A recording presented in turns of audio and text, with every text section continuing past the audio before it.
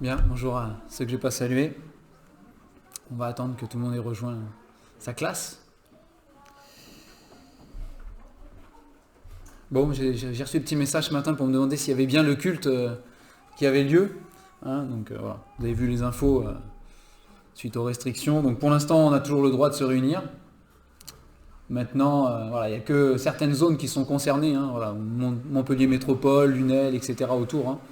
Voilà, donc il y a la liste des communes qui s'agrandit de jour en jour, où il y a les interdictions se propagent. Donc je ne sais pas si. Je ne peux pas vous dire à l'avance si dimanche prochain on aura le droit de se réunir ou pas. Si les mêmes restrictions qu'à Montpellier sont appliquées ici, certainement on n'aura pas le droit, ça c'est sûr, puisque c'est limité à 10 personnes. Donc, bon. À moins de faire plein de groupes de 10, enfin bref. On verra comment le Seigneur conduit. Mais je vous tiendrai au courant. Alors, on se tiendra mutuellement au courant, parce que vous saurez peut-être avant moi ce qui se passe. Mais voilà, on se tiendra au courant. Allez, on va s'incliner dans la prière avant d'ouvrir la parole. Notre Dieu et Père, ce matin, nous sommes reconnaissants de ce que tu nous as réunis, Seigneur, de ce que tu es là, tu es au milieu de nous, tu l'as promis, et tu es fidèle pour accomplir toutes tes promesses sans aucun défaut. Merci pour ta grâce, merci Seigneur pour ta compassion envers nous. Merci aussi pour les enfants qui ce matin vont encore recevoir de toi. Que tu puisses les bénir particulièrement, Seigneur, et les protéger dans ce monde, Seigneur, qui veut marcher selon la chair, qui veut marcher selon la volonté de l'homme. Que tu puisses les préserver, les garder près de toi, Seigneur, et leur révéler toute ta personne pour qu'ils puissent s'attacher à toi. Seigneur, c'est valable aussi pour les grands. Et nous te remercions. Nous te remercions encore de la liberté que nous avons d'ouvrir la parole ensemble, de pouvoir nous réjouir de cette parole que tu nous as laissée, qu'elle soit pour nous un bien précieux et aussi un guide pour nos vies, une autorité, l'autorité. À toi soit toute la gloire encore et bénis ces instants, au nom du Seigneur Jésus. Amen. Alors, comme ces derniers dimanches, je vous invite à ouvrir la Bible dans l'Épître aux Galates. On avait entamé ensemble le chapitre 3 dimanche dernier. Donc Galates, chapitre 3. Je vous rappelle rapidement le contexte et ce qu'on avait vu ensemble par rapport à cette épître. Donc c'est l'apôtre Paul qui écrit cette épître aux Galates. Il a reçu des nouvelles de ces églises de Galatie. Donc je rappelle, il n'écrit pas une église, mais une région entière en fait, des chrétiens qui habitaient dans toute la région de Galatie, qui n'est pas une petite région. On avait vu ensemble que ces Galates, Galates ça veut dire ceux qui ont la peau comme du lait, la peau de lait. Donc ce sont des blancs, peut-être même plus blancs que moi encore. C'est des blancs, quoi. C'est blanc. Bon, c'est parce que c'était une migration celte qui était allée là-bas. On avait dit du coup on était un petit peu cousins, puisque nous aussi on vient des Celtes, plus ou moins par ici. Et voilà, donc ils étaient réputés en tout cas dans l'Empire romain pour avoir un caractère de Celte, quoi. C'est un caractère bien trempé, assez fougueux, ils s'emportaient un petit peu facilement, ce genre de choses. En tout cas, ils étaient connus dans l'Empire pour ça. Et une autre de leurs caractéristiques aussi, on avait vu ensemble, et c'était important, c'est qu'ils étaient prompts à changer d'idée, ils étaient prompts à passer d'une chose à l'autre comme ça, rapidement, c'était peut-être un défaut qu'ils avaient, c'est peut-être un défaut qu'on a aussi. Notre frère André Touche, mercredi justement, a partagé les problèmes que pouvait y avoir pour ces papous qui se convertissaient par rapport à leur culture justement. Voilà, il y a la culture, il y a ce qu'on est, et puis il y a ce que l'évangile amène, et ce que la parole nous dit, et puis faut voir ce qui est bon, ce qui n'est pas bon, il faut faire le tri, faut mettre ça devant le Seigneur. Et ces Galates, c'est ce qu'ils devaient faire aussi, comme nous-mêmes on doit le faire aussi quand on vient au Seigneur. Voilà, on a une culture, on a un passé, on a une éducation, on doit mettre ça, une fois qu'on accepte le Seigneur, on doit mettre tout ça à la lumière de ce que dit la parole de Dieu pour faire le tri. C'est elle qui devient l'autorité de nos vies, et on doit faire le tri entre ce qui est bon ou pas mauvais, et puis ce qui vraiment ne vient pas de Dieu, et peut être des travers ou des défauts. Et donc, ces Galates, ils avaient ce défaut, peut-être culturel, je ne sais pas, d'être enclins à accepter des nouveautés facilement, et après que Paul soit passé et fonder des églises et prêcher l'évangile, il y a des frères et sœurs en Christ à l'époque là-bas qui se sont réjouis de ce que Paul avait annoncé, qui ont cru en la vérité, qui ont commencé à marcher ensemble, s'organiser, dans des petites assemblées locales, et puis ils se réunissaient régulièrement. Et il y avait des prédicateurs de passage, hein, qui passaient après Paul, et qui enseignaient d'autres choses. Et notamment dans le contexte de Galates, et surtout dans le contexte du Nouveau Testament, ça revient assez souvent, c'est vrai, vous avez ce qu'on appelle dans la Bible des judaïsants, hein, par exemple, ou voilà, parfois il est dit même des faux docteurs, hein, c'est dit aussi. Mais il y avait des hommes qui passaient derrière et qui enseignaient des choses, où ils rajoutaient quelque chose, on l'a vu ensemble, hein, ils rajoutaient quelque chose à l'œuvre de Christ, pour le salut, pour la justification, pour être sauvé. Ils rajoutaient quelque chose, et de toute façon, quelle que soit la chose qui est rajoutée, c'était forcément une œuvre humaine, hein, il fallait rajouter quelque chose d'humain dedans. Et pour les judaïsants, ce qui était un vrai piège pour ces chrétiens nouveaux convertis, ce qui était un vrai piège, c'est qu'ils s'appuyaient sur l'Ancien Testament, ils apportaient l'Ancien Testament, hein, pour dire, voilà, c'est bien, vous avez accepté Christ, c'est bien, ok, mais il faut aussi, alors déjà, de toute façon on l'a vu, hein, quand on rajoute mais derrière, et puis il faut aussi, ça va pas, mais il faut aussi obéir à la loi. Donc c'est le contexte ici de Galates, et donc il leur disait, entre autres, voilà, si vous n'êtes pas circoncis, vous ne faites pas partie du peuple de Dieu, vous n'êtes pas sauvés, etc. Hein, voilà, si vous ne respectez pas le sabbat, les prescriptions alimentaires, et puis rajouter toute la loi, là, voilà. Et donc les Galates avaient été fascinés, on l'a vu au début du chapitre 3, hein, ô Galates dépourvus de sens, qui vous a fasciné, hein, qui vous a fasciné, vous, aux yeux de qui Jésus-Christ a été peint comme crucifié. Il dit, mais c'est fou. Paul il dit, c'est fou. Quelqu'un est passé et vous avez été fasciné. Mais qui vous a fasciné? Pourtant, vous aviez eu le tableau de Christ qui a été crucifié, peint devant vos yeux. Ça, c'est quand Paul a prêché l'évangile. Hein. C'est ce qui a été peint devant eux, c'est ce qui a été dessiné devant eux. C'est l'évangile, c'est Christ crucifié pour vous.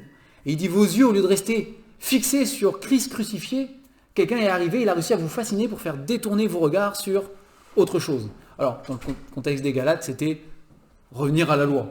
Hein. Donc, pour nous, aujourd'hui, ça peut être plein de choses que l'ennemi va utiliser pour nous fasciner, pour détourner nos regards, on l'avait vu, hein, c'est ça qui est important, pour détourner nos regards de Jésus-Christ et Christ crucifié. Et Paul pouvait dire, voilà, j'ai pas vu autre chose, hein, donc c'est pas aux Galates qui le dit, hein, mais j'ai pas voulu savoir autre chose parmi vous que Christ et Christ crucifié. Christ et Christ crucifié. Rien d'autre. Parce que c'est la base de tout. Et dans toute cette épître aux Galates, dans une prédication, on ne peut pas tout analyser en détail et passer 5 heures par mot, même si on pourrait, mais c'est pas le but non plus.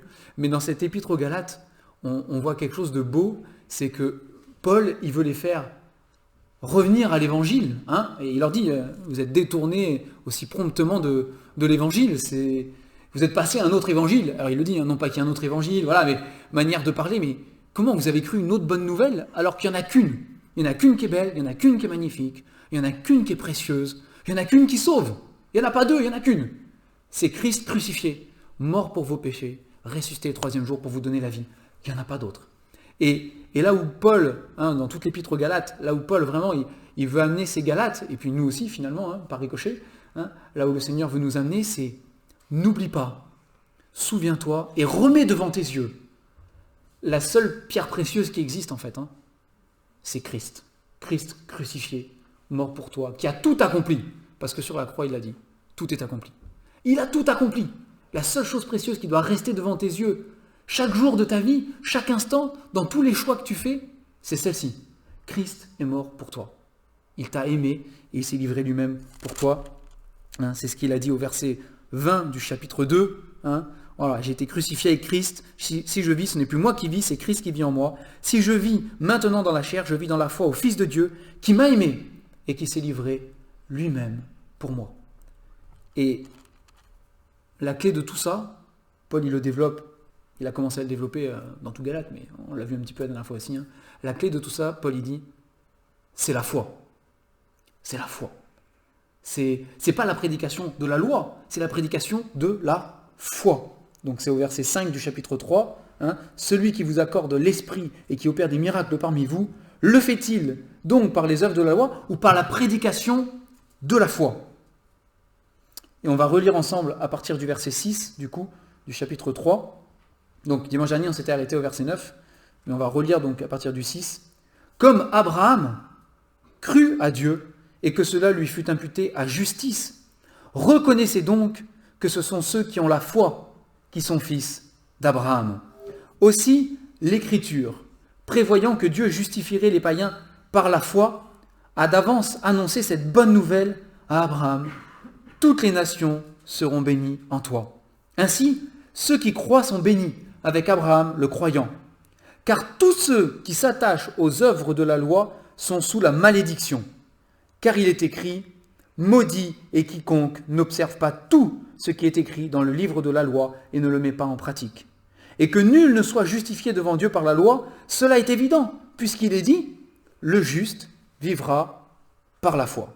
Or, la loi ne procède pas de la foi, mais elle dit, celui qui mettra ces choses en pratique vivra par elles.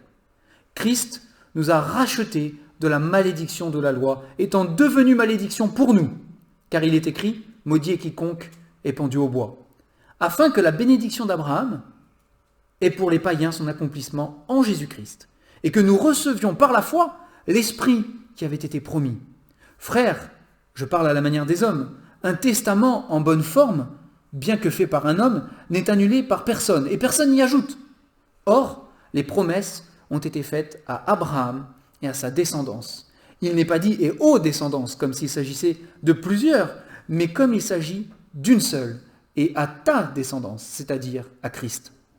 Voici ce que je veux dire, un testament que Dieu a confirmé antérieurement ne peut être annulé, et ainsi la promesse rendue sans effet, par la loi survenue 430 ans plus tard.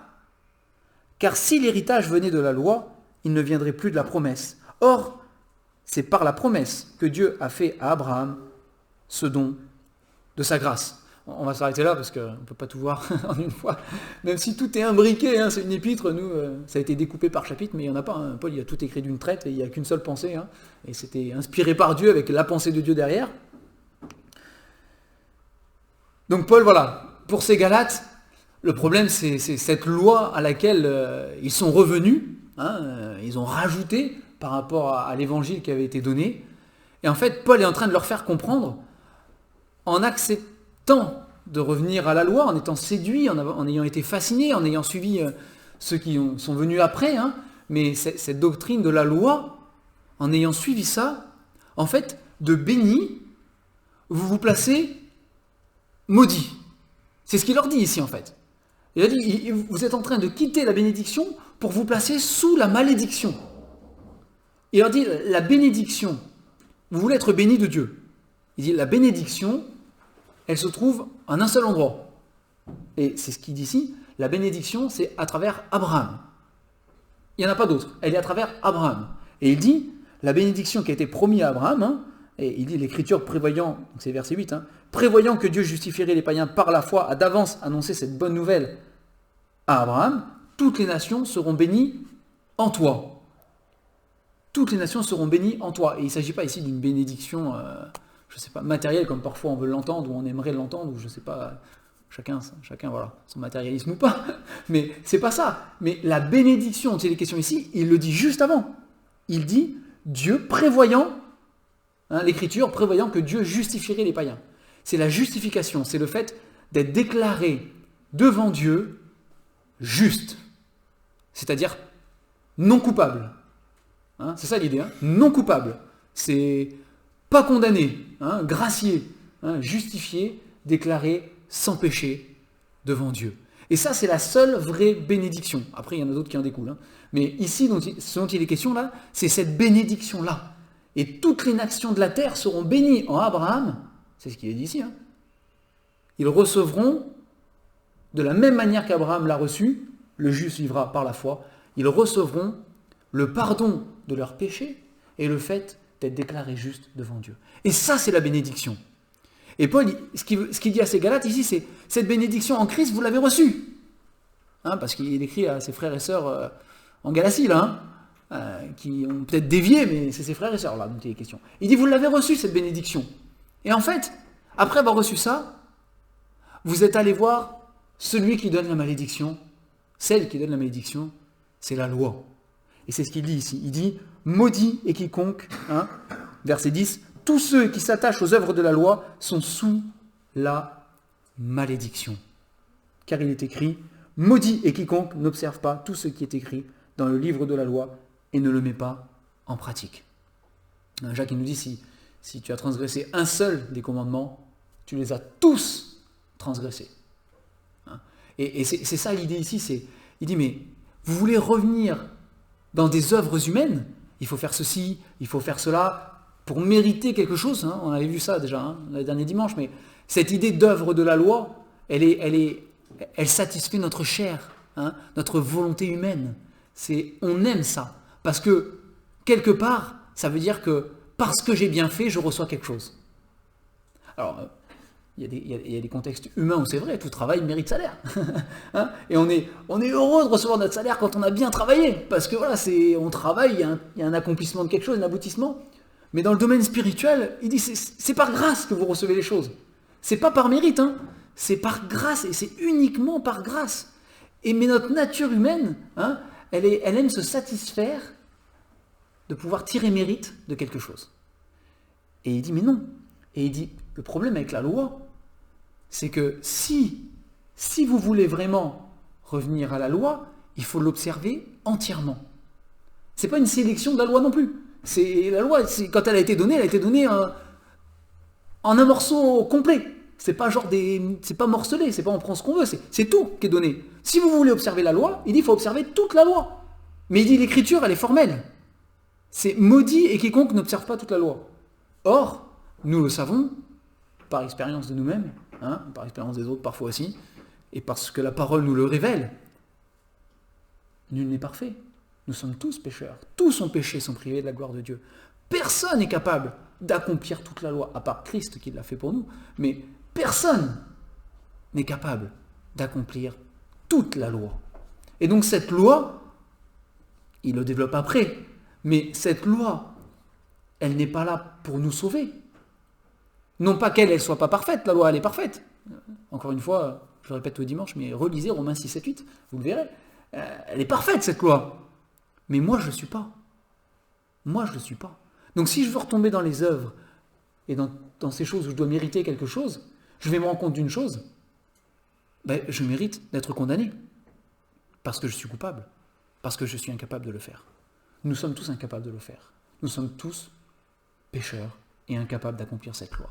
Et Paul, il leur dit, mais du coup, il leur dit, dépourvu de sens, plusieurs fois il le dit, mais ça n'a pas de sens ce que vous faites. Parce que vous avez reçu la bénédiction en Christ et vous retournez sous la malédiction de la loi. Ça n'a pas de sens. Pourquoi choisir la malédiction alors que vous pouvez choisir, et vous avez déjà choisi, la bénédiction? Ça n'a aucun sens. Pourquoi retourner dans un système avec des œuvres et du mérite alors que vous connaissez la grâce? La grâce, et c'est ce qu'il termine au verset 10, enfin, termine. Nous, c'est ce qu'on a lu, il n'a pas terminé. Lui. Mais au verset 18, c'est là-dessus qu'on a terminé nous, mais il dit, c'est par la promesse que Dieu a fait à Abraham ce don de sa grâce. C'est la grâce. Mais la grâce, elle est merveilleuse, elle est parfaite, c'est celle de Dieu. C'est magnifique, cette grâce qui nous a été faite.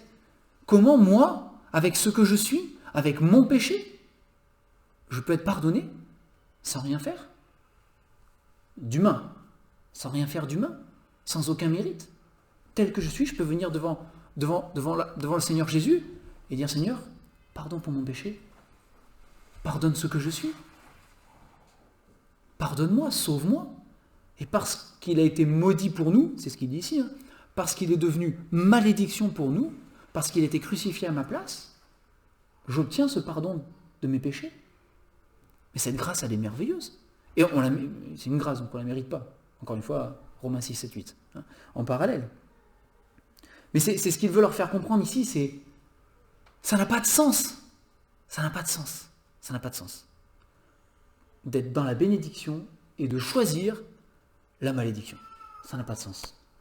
Et il n'y a pas qu'à cet endroit-là dans la parole, il y a plein d'endroits dans la parole où Dieu nous regarde, parce que c'est nous-mêmes, c'est pas que les Galates, c'est nous-mêmes, où Dieu nous regarde et nous dit, mais ça va pas, tu es fou, mais tu es fou, je t'offre la vie la plus merveilleuse qui soit, par la foi, je t'offre la vie la plus merveilleuse qui soit, et toi, tu choisis ça, mais tu es fou, ça n'a pas de sens. insensé. Insensé. Et comme on l'a vu, hein, on y revient toujours, mais c'est parce qu'un instant, nos yeux ont changé de cap. Au lieu de garder nos yeux fixés sur Christ et sur la vie merveilleuse qu'il nous donne, et par la foi de saisir cette vie merveilleuse qu'il nous donne déjà aujourd'hui, hein, mes yeux ont été séduits à droite, séduits à gauche, hein, tentés de regarder ailleurs et de se dire « Ah, ça a l'air pas mal par là, ça a l'air sympathique. Puis j'ai envie. » Mais non, c'est la parole de Dieu me dit « Non, non, le chemin il est là, tout droit c'est par là, c'est là où il y a Christ. Hein. C'est pas par là.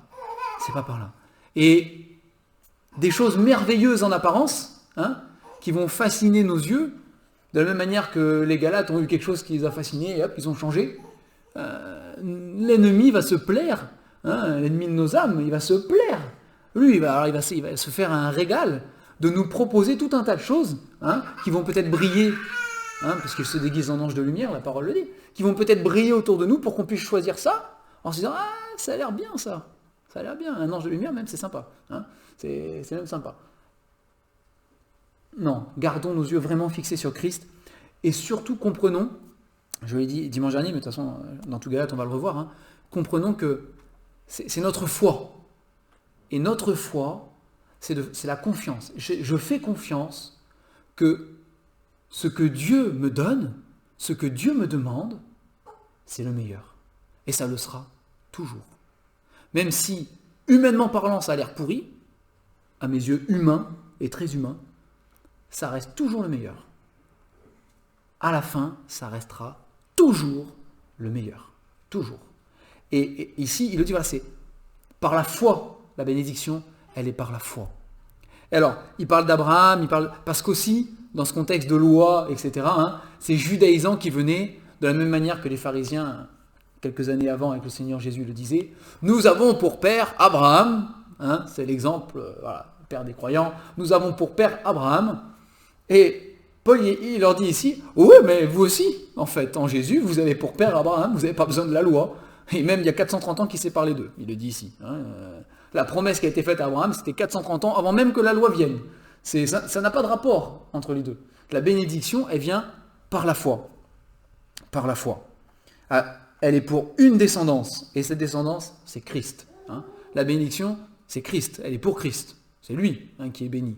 Et nous, parce que on croit en Jésus, hein, et en son œuvre pour nous à la croix, on obtient la bénédiction de Jésus. C'est lui qui est béni. C'est lui qui a tout dans la parole. Hein. Et déjà dans l'Ancien Testament, tout était prévu, hein, pour que ce soit lui qui soit tout et qui est tout. Et tout était prévu pour que nous, à travers lui, on obtienne tout, en fait. Mais c'est ricoché, hein. C'est pas nous-mêmes, c'est Christ. Hein. Paul dit, si je vis, ce n'est plus moi qui vis, c'est Christ qui vit en moi. Tout est par Christ. C'est lui qui est la vie. Et quand on est en Christ, on obtient la vie. Hein. C'est lui qui est la sainteté. Et en Christ, on obtient la sanctification. Hein. C'est lui qui est glorieux. Et en Christ, on obtient la gloire. Mais tout est en lui. Tout est en lui. C'est lui qui est le juste. Hein. Et en lui, on obtient la justification. C'est lui qui a accompli la loi. Donc en lui, on devient accompli aussi. Hein. Et voilà.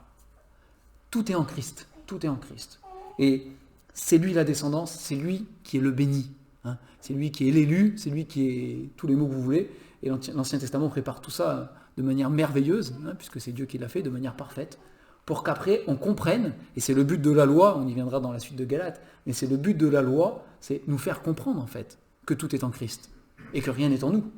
C'est ça le but de la loi. Comprendre que rien n'est en nous, mais que tout est en Christ, et c'est en lui qu'on a tout. Alors il parle de testament, il parle d'autre chose, mais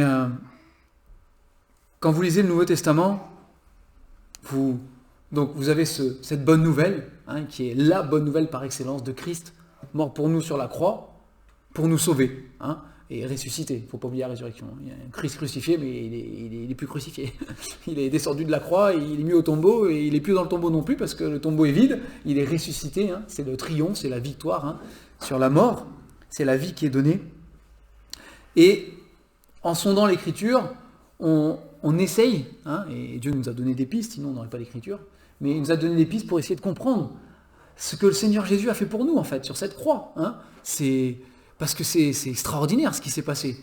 C'est extraordinaire de pouvoir être sauvé Nous, on dit comme ça, par la foi. Mais pour le Seigneur Jésus, ça a eu un prix, il a donné sa vie pour ça. Et donc là, il y a un aspect qui nous est donné, au verset 13. Christ nous a rachetés de la malédiction de la loi, étant devenu malédiction pour nous. Car il est écrit, maudit est quiconque est pendu au bois. Donc ça, vous trouvez, c'est une citation de Deutéronome, dans le Deutéronome. Maudit est quiconque est pendu au bois. Et il dit, il est devenu malédiction pour nous. Ailleurs, il est dit, il est devenu péché pour nous. Non pas qu'il est péché, mais il est devenu péché pour nous. Voilà, vous avez plusieurs aspects dans le Nouveau Testament, voilà, plusieurs aspects qui nous sont dévoilés pour qu'on comprenne ce que le Seigneur Jésus a fait pour nous. Et c'est important de le comprendre. C'est important. Et ici, il dit, voilà, il est devenu malédiction pour nous. C'est pas juste. C'est pas juste. Parce que lui, il est parfait. La loi, lui, il accomplit parfaitement. C'est pas juste que le Seigneur Jésus soit maudit. C'est pas juste. Parce qu'il n'a rien fait pour mériter ça. Et même les criminels qui étaient à côté de lui, ils pouvaient le dire. Enfin, un des deux en tout cas. L'autre, il se moquait. Les deux se sont moqués un moment sans doute. Et puis il y en a un qui a eu une révélation. Et qui a dit à l'autre, mais arrête. Nous, c'est justice. On est crucifié, mais c'est justice. On mérite ça. Mais lui, il n'a rien fait. Lui, il n'a rien fait. C'est pas juste. C'est pas juste. C'est nous qui aurions dû être maudits. Il est devenu malédiction à notre place. Malédiction pour nous racheter de la malédiction de la loi. Ça veut dire que, concrètement, ça veut dire que cette loi et on doit passer par là. On doit passer par là. On doit un jour ouvrir la parole ou être en contact avec la parole, voir la loi et prendre une bonne claque en disant « Oh, j'en suis loin. J'en suis très, très, très, très, très, très, très loin. Mais je suis pourri. Je suis pourri. » Et on doit prendre cette claque-là et dire « Mais je suis maudit. Cette loi me maudit. Parce que je suis incapable de la réaliser. Et ça doit passer par là. Mais quand je crois que Jésus est mon sauveur, il me rachète de la loi. Cette loi, elle a accompli son rôle pour moi. Bon, il y a encore des enseignements à tirer de la loi, notamment la sainteté de Dieu, la perfection, il y a plein de choses. Mais le rôle pour ma vie, ça y est, c'est fait. Dieu m'a montré tel que j'étais. Parfois, il est bon d'y revenir aussi, de se rappeler ce qu'on a été, et ce qu'on est encore parfois. Mais son rôle a été accompli, j'ai été racheté, il dit, nous a racheté de la malédiction de la loi, afin que la bénédiction d'Abraham et pour les païens son accomplissement en Jésus-Christ, et que nous recevions par la foi l'Esprit qui avait été promis. Et par la loi, nous avons reçu une seule chose, la malédiction. Et toutes les œuvres, la loi, par les œuvres de la loi, toutes les œuvres humaines nous apporteront la malédiction. Et ce que Paul leur dit ici, c'est par contre ce que vous avez reçu de bien, la bénédiction, l'Esprit qui avait été promis. Il en reparle, on en a parlé déjà dimanche avant, parce qu'il en avait déjà parlé, mais tout ce qui est bon et qu'on a reçu, on l'a reçu comment ? Par la foi. C'est par la foi. Par la foi en Christ, bien sûr. C'est pas la foi... on s'entend, la foi, c'est pas juste « Oh, c'est bien, t'as la foi ». Voilà, c'est par la foi en Jésus-Christ et dans son œuvre. C'est ça qui est important, dans sa foi. Mais c'est par la foi. Et j'ai toujours été interpellé par un verset qui est dans Colossiens. Ça m'a fait penser à ça aussi. Colossiens chapitre 2 et le verset 6, où Paul dit aux Colossiens, « Ainsi donc, comme vous avez reçu le Seigneur Jésus-Christ, marchez en lui. » Donc, bon, la phrase n'est pas terminée, on la termine quand même. « Étant enraciné et fondé en lui et affermi par la foi, d'après les instructions qui vous ont été données et abondé en actions de grâce. » Mais ce verset 6 là m'a toujours marqué. Comme vous avez reçu le Seigneur Jésus, Christ, marchez en lui. La manière dont je vis est la même que la manière dont je l'ai reçu. Et comment vous avez reçu le Seigneur ? Par des œuvres ? Par un mérite ? Par une loi ? Non, c'est par la foi. Et il vient de le dire avant, c'est la prédication de la foi, précisément. La bonne nouvelle, acceptée par la foi.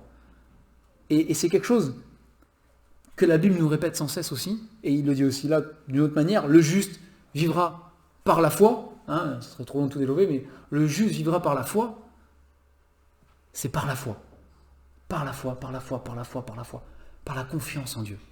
Et cette foi que j'ai placée dans le Seigneur Jésus, le jour où il est devenu mon sauveur, le jour où j'ai reconnu ce que j'étais condamné par la loi, et le jour où j'ai reconnu ce qu'il a fait pour moi, il a pris la condamnation à ma place de la loi pour l'accomplir parfaitement et me donner la vie. Cette foi que j'ai placée en lui ce jour-là, pour qu'il devienne mon sauveur pour l'éternité, une fois pour toutes, c'est cette foi-là, et pas une autre, c'est cette foi-là, qui doit continuer chaque jour à être le moteur de ma vie avec le Seigneur. Chaque jour que je me lève, c'est cette foi-là, ah oui Seigneur, tu es mon sauveur, je t'ai fait confiance pour ma vie. Je t'ai fait confiance pour ma vie. Juste faire confiance. Alors après, voilà, c'est sûr que dans notre vie, on a des tas de choix, des tas de choses nous sont proposées, on a plein de choses à faire, on est surbooké, mais dans toute chose, on revient à ce que Paul a dit ici, si je vis, ce n'est plus moi qui vis, c'est Christ qui vit en moi. Et on va revenir à chaque fois dans Galates, de toute façon on n'a pas le choix. Mais si je vis, ce n'est plus moi qui vis, c'est Christ qui vit en moi. Si je vis maintenant dans la chair, j'ai pas le choix encore. Mais pour l'instant, je vis encore dans la chair. Voilà, c'est là. C'est comme ça. Ça, je peux rien y faire. Un jour, ce sera plus le cas. C'est pour ça si je vis maintenant, Paul dit. Parce qu'un jour, non. Un jour, on l'a chanté, mes yeux verront Jésus. Mes yeux un jour verront Jésus. Un jour, je vais rentrer à la maison. Et là, voilà, je serai, la Bible dit, rendu parfait à l'image de Jésus-Christ. Et là, les choses charnelles disparaîtront pour laisser place à des choses totalement spirituelles. 1 Corinthiens 15 essaye de nous faire comprendre autant qu'on peut comprendre ces choses-là. Nous ouvrons une petite fenêtre sur ce que ça pourrait être que la résurrection et la transformation de nos corps. Donc un jour, non, mais pour l'instant, tant que Dieu me prête vie sur cette terre, je vis maintenant dans la chair. Mais si je vis maintenant dans la chair, je vis dans la foi au Fils de Dieu, qui m'a aimé. C'est la grâce, c'est l'amour. Mais je vis dans la foi au Fils de Dieu qui m'a aimé et qui s'est livré lui-même pour moi.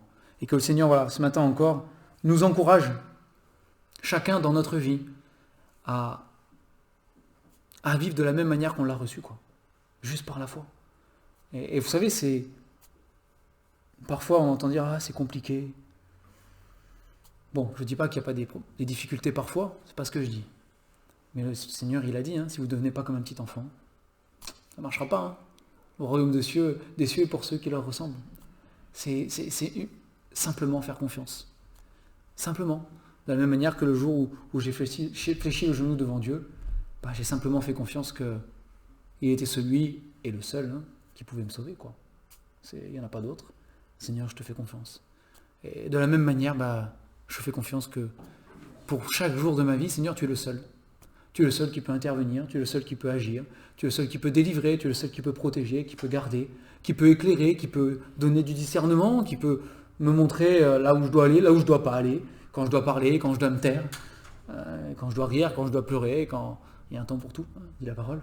Mais c'est lui qui est là pour ça. Et c'est simplement faire confiance que voilà. Ce matin encore, Seigneur, pour la journée qui est devant, et je ne suis pas devin ni prophète, je ne sais pas ce qui va m'arriver, mais pour la journée qui est devant, Seigneur, moi je te fais confiance. C'est toi qui dirige. C'est toi qui dirige. Alors ça n'empêche pas qu'on ne se trompe pas, ça n'empêche pas d'avoir des projets, ça n'empêche pas d'avoir des idées. Dieu nous a créés avec un cerveau extraordinaire et magnifique. Il nous a donné un esprit de sagesse aussi, en Jésus-Christ, seulement en Jésus-Christ, mais il nous a donné un esprit de sagesse pour concevoir des choses. Et voilà, la manière dont ça nous a créés, c'est... Le psalmiste dit, je te loue de ce que je suis une créature merveilleuse. C'est incroyable ce que Dieu a fait avec nous. Donc oui, on peut avoir des idées, on peut avoir des projets, on peut avoir des pensées à des choses, mais tout ça doit être soumis juste au Seigneur. Donc Seigneur, voilà, moi j'ai plein d'idées, mais je veux marcher par la foi, pas par mes idées à moi, par la foi. Et si ça vient de toi, Seigneur, voilà, donne la paix, ouvre la porte, bénis, montre-moi. Si ça vient pas de toi, voilà, efface-le, mets-le de côté. Alors la manière que le Seigneur emploiera pour ça, je vais vous dire, il n'est pas limité par quoi que ce soit. Donc ça peut prendre bien des formes suivant les uns les autres. Pour Balaam, c'est une ânesse qui lui a parlé. Pour nous, je ne sais pas. Il emploiera ce qu'il faudra, mais il nous montrera. Il nous montrera sa volonté, d'autant plus si on lui demande et qu'on on a ce cœur pour marcher de la même manière qu'on l'a reçu. Je vais prier pour terminer. Notre Dieu et Père, nous te louons pour la beauté de l'œuvre de Jésus, la beauté de l'Évangile. Seigneur, tu sais qu'on est loin encore d'avoir tout sondé et tout compris dans cette œuvre merveilleuse, mais s'il est une chose que nous savons, c'est que cette œuvre est notre salut, cette croix est notre salut, ce sacrifice est notre salut, cet amour manifesté est notre salut. Jésus est notre salut. Et Seigneur, c'est suffisant pour marcher avec toi. C'est suffisant pour avancer. C'est suffisant pour être béni de la manière dont toi tu l'entends vraiment. Garde-nous, Seigneur, cette simplicité de cœur, de simplement croire et obéir à ce que tu dis. Parce que, Seigneur, ce que tu as prévu pour nous, pour chacun d'entre nous, c'est le meilleur, Seigneur. Aide-nous à garder nos yeux fixés sur Christ. Parce que, Seigneur, de la même manière que ces Galates ont été tentés de se détourner, ont été fascinés, séduits, de la même manière, l'ennemi agira encore aujourd'hui envers nous, Seigneur. Que tu nous gardes de marcher droit, ayant les yeux fixés sur Jésus. Merci parce que, comme le dit Paul, c'est la vérité. Si nous vivons aujourd'hui, ce n'est plus nous qui vivons, c'est Christ qui vit en nous. Et si nous vivons dans la chair, nous voulons vivre, Seigneur, et nous vivons dans la foi au Fils de Dieu qui nous a aimés, qui s'est livré lui-même pour nous. C'est la beauté, Seigneur, de ce que nous avons cru.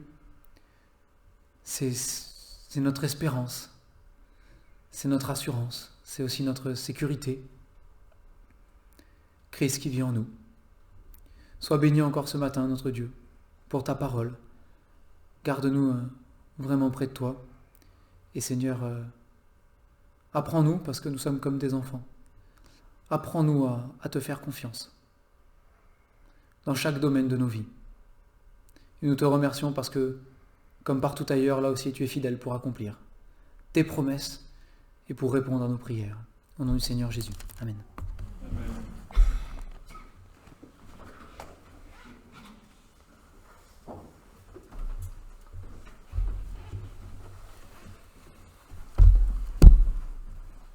Jésus est le seul nom qui nous a été donné par lequel nous devions être sauvés. Et c'est par Jésus que nous avons reçu tout ce qui contribue à la vie et à la piété. Alors c'est les yeux fixés sur Jésus, toujours sur Jésus, toujours sur ce Jésus qui a été peint pour nous, crucifié, que nous voulons avancer, que nous voulons marcher en toute confiance.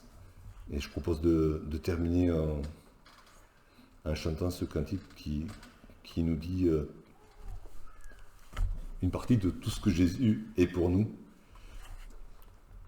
Jésus-Christ est ma sagesse, Jésus-Christ est ma justice. Si quelqu'un le trouve avant moi. 160, merci. Je n'avais certainement pas la première strophe en tête. Jésus-Christ, ma sagesse, il éclaire mon chemin. C'est ça. Merci.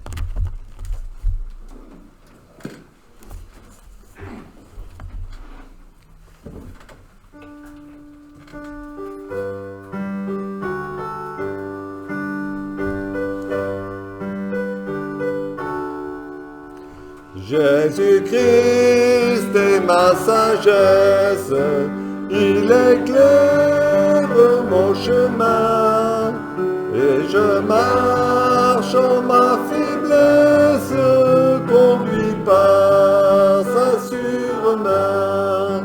Il éclaire mon chemin, il éclaire mon chemin, et je marche en ma faiblesse, conduit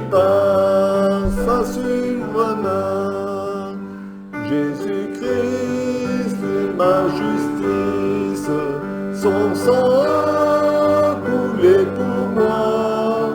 Je trouve en son sacrifice paix et pardon par la foi. Son sang a coulé pour moi. Son sang a coulé pour moi. Je trouve en son sacrifice paix et pardon par la foi. Jésus-Christ me sanctifie, au divin s'est attaché. Je reçois de lui la vie qui m'a franchi du péché. À toi Jésus attaché, à toi Jésus attaché. Je reçois de toi la vie qui m'a franchi du péché. Jésus en payant ma dette